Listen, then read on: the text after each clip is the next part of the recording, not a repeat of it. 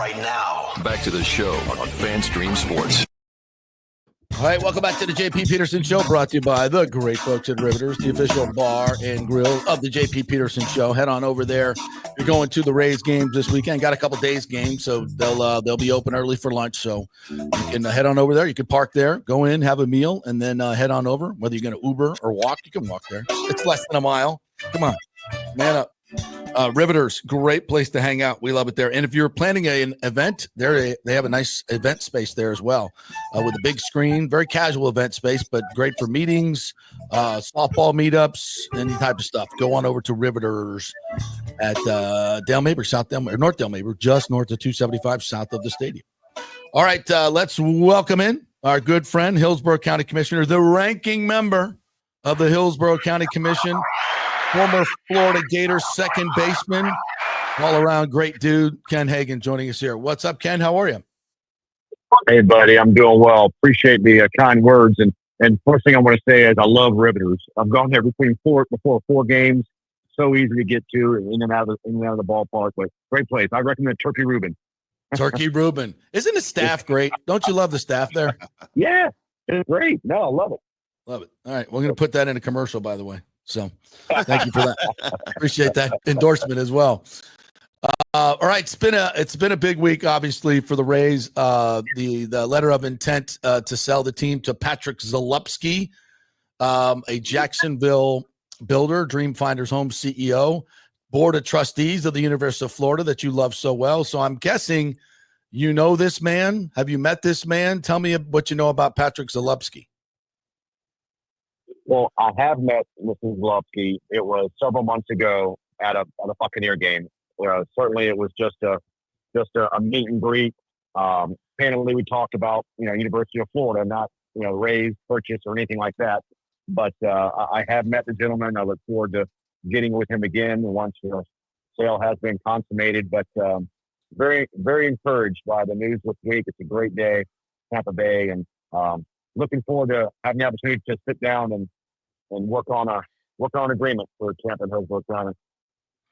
Well, that's the thing. Obviously, this group has been vetted by Major League Baseball. There's more vetting to come, I'm sure, but they know who they are, and they feel like they can get a deal done in Hillsborough County. And I've said this for a long time that if Stu Sternberg was not involved, this wouldn't be so hard. So it's time to put up or shut up, right? If this goes through, how confident are you that you can get a deal done with this group? I'm extremely confident. And in fact, I shared with Commissioner Manfred several months ago, as well as with some of the folks in this ownership group, that if we were getting to the point where we had an opportunity to partner with this group, that I was supremely confident that we would be able to reach an agreement.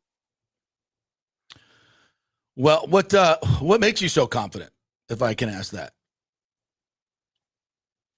Well, for starters, it was extremely challenging having to negotiate and have discussions with the current ownership group. Let's just be honest. I like to. I get along well with them. Always been respectful to me, and the entire organization has been. So I don't want to leave that out, but right. It's just challenging. And I think if you have true ownership interests that are local, maybe not the entire ownership group, but you have folks that are here local, folks that are respected, folks that have the financial capacity, but are also willing to invest the necessary funds. That I believe that we're at a good starting position, because we presented over the years an agreement for half the cost, which is essentially the current paradigm in Major League Baseball, for at least half of the funding, and we were just, for whatever reason, Mr. Sternberg was either unwilling or unable to financially commit to that, while acknowledging that for the team to be successful and sustainable long term, it needs to be intact. And so I'm just devil's in the details. I always caution folks and to resist shooting down any type of ideas until we come to the table with an actual plan, and then that's the time to really discuss it and question it and ask the hard questions. But I think that we're in a real good position. Should we have that opportunity to sit down, and it looks like that's going to happen. That's awesome. Ken Hagan joining us here. There's always, I try to refute this as much as I can, but there's always been this false narrative out there that Hillsborough doesn't have any money. Tampa doesn't have any money. Can you address that as far as those statements that are made? Well, I've always acknowledged up front that Pinellas County has more tourist tax revenue than Hillsborough County does. That's not debatable. It's obvious. It's true. That being said, when you come up with a creative financial model that does not put the burden on taxpayers, that in fact protects taxpayers, and when you structure it in such a way that it's primarily driven by funding sources that have to be utilized in a certain area. I'm not talking about property tax dollars, general revenue dollars. And then when you structure it with entertainment districts and CDDs, things that are fee-based, things that are paid by owners of the property, suddenly when you look and you analyze it and do a deeper dive, it's like, this is a good deal. It's not a bad deal. And so we also have the benefit of the community investment tax that was reauthorized last November. And we weren't even considering those dollars when we made our last proposal to the raise. That wasn't even on the table. Now we can use those dollars at a minimum for infrastructure around the ballpark, which any type of infrastructure improvements, whether it's access, whether it's parking garages, all that comes under our ledger, our side of the balance sheet, if you will. Yeah. So most folks, even if they don't like baseball or sports or are opposed to taxpayer funding for anything like this, when they know that it's for infrastructure that will be utilized by the community above and beyond just folks utilizing the ballpark, are open to that concept. So certainly it will not be an easy task, I'll tell you that. But I believe the capacity is there. And then hopefully we can get to that point. And then clearly at that point, it takes the elected officials to have the courage to analyze it, ask the tough questions. But at the end of the day, if we're protecting the taxpayers, and I think we can get to a model that does that, then it's something that we should not only strongly consider, but also approve. Ken Hagan joining us from the Hillsborough County Commission ranking member. Something else you didn't have, I think last time, was a lot more support from the mayor. No deference to Mr. Buckhorn, Mayor Buckhorn. But it seems in the past couple of days, Jane Castor stepped up and sharpened her pencil and said, we're ready to get back out there. And we have some public documents that show that she's met with Mr. Zalupski. Is it fair to say that the city may be more involved in this particular deal this time? Honestly, I can't characterize it like that because we've always been together as a team.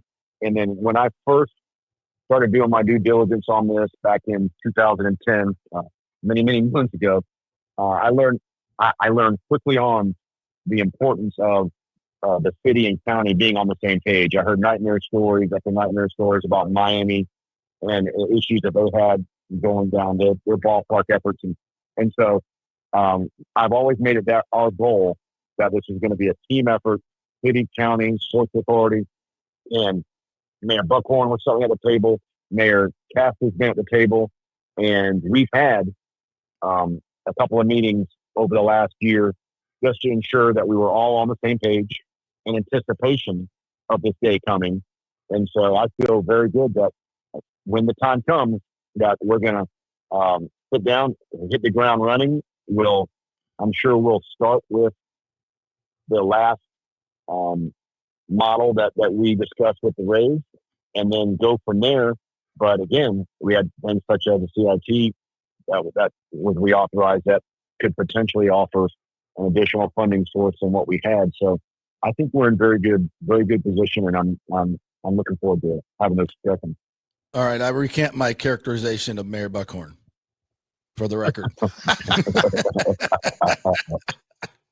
But I like to see him put some money up. Anyway, so let's talk about sites now, because obviously the city, if it's within the city limits, that makes a difference. Is it county land? So what available sites do you see now that this group could be looking at? I think most of the sites that have been discussed in the past would certainly be on the table. I can tell you, when we initially met with the Rays back in 2016, we came forward with probably 7 or 8 different locations, and they were only interested in Ybor City. We didn't even have a conversation about any other location. And not disagreeing with that, I think Ybor is a great location. They wanted it for a myriad of reasons, including being in an urban environment and how it would bring in Ybor, Port, Tampa, downtown Tampa, all into one entertainment district, if you will. So that was great, but we never really seriously considered any other location. I know there have been reports lately about Daryl Shaw moving forward with his stadium concept for the Suns, and that is certainly true. I've had discussions with Daryl. However, he's also said, should we get to that point, if baseball happens here in the near future, in his words, that he can pivot on that. So that spot is still available. I would say not for very long, right? But it still is. And you never know. There may be an undisclosed site or two that's never really been reported all that much on that we'll discuss. But candidly, it's ultimately going to be in the new ownership group and what they want and the location they're looking at. And obviously, we haven't had any discussions like that, so I don't know. Other than the fact that I believe they want to be in Tampa, haven't met with them, have no discussions regarding a location or anything like that. No exact sites. Do you?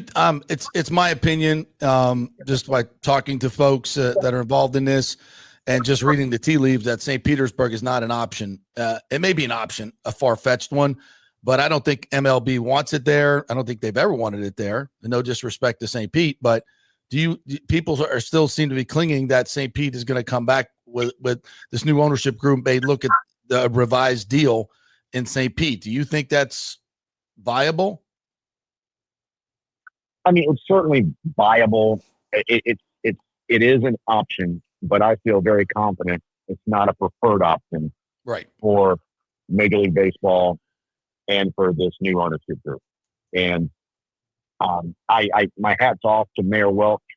He put in a ton of time, sweat equity, money, capital in order to champion that overall development there. And I feel really bad for what happened, but hopefully with the sale, they can move forward on their development plans and get moving there. But no, I believe that MLB wants to be in Tampa. They recognize what really anyone objectively that have looked at the numbers and analyzed this over the years recognizes that it'll be much better in Tampa and Hillsborough County. And as an aside, I always point out that over the last several years, when the Rays were modeling ballparks in Ybor and the Trop, there's a reason why the Ybor City ballpark was a lot bigger because everyone recognizes attendance is going to be better, and it's not a gut feeling, an instinct feeling; it's the numbers. Yeah. And when you look at Ybor City, you more than double the population within a 30-minute drive time that's in the top. The numbers are the numbers. Yep. You're getting a little muffled there, Ken. So if you could get that mouthpiece right up to your mouth, that would be great. Yes. So my dream of a stadium next to Raymond James Stadium with a sliding roof and a big entertainment district right in the middle of it, the greatest sports venue in the history of the world, right next to each other to host Super Bowls and national championship. That's not going to happen. We can't have a sliding roof. Well, let's start with the sliding roof's going to add a couple $100 million to the overall. That's all right. I'll write a check. Chump change. Never say never. Anything, and I've been to every major league ballpark but one. Probably over half of football stadiums, and whether it's Philadelphia or Kansas City or different locations where they've co-located ballparks. It is a special environment. It is, you can, leverage the infrastructure and parking and different things. So, it would be nice, but it would require the Bucs support for that to even be an option. And up to now, we haven't really considered it because the Rays weren't interested in that location. Right. I mean, we looked at Midtown. The Midtown developers wanted baseball to be there, and the Rays were not interested in being in Midtown. So, heck, anything and everything's on the table. So never say never. With a willing group that's trusted and money, anything can happen. Do you know any timelines or as far as Major League Baseball is where they want? I would think they want this expedited as fast as possible to get this done. Well, without question. I mean, Commissioner Manfred, shared those type of sentiments when we met, that they want certainty. I guess there's, timeline, but also certainty on where they're going to play the next couple of years and where their long-term ballpark's going to be. But, I don't think it's any secret, Commissioner Manfred, his goals were to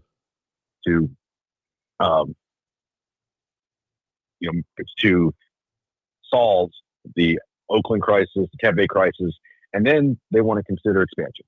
Right. And so until these, two communities, until we've worked out those plans and everyone knows what's going to happen, they're unable to move forward with any potential expansion plans. And so, that's another reason why, Commissioner Manfred wants this to move as expeditiously as possible. Ken Hagan joining us here, Hillsborough County Commissioner. Can the Rays play a couple more years in Steinbrenner Field, and maybe even we can spruce that up a little bit to get some more seats in there? If there was a stadium announced in Tampa, I know the city of St. Pete doesn't want to fix the Trop; they're just doing it because they have to.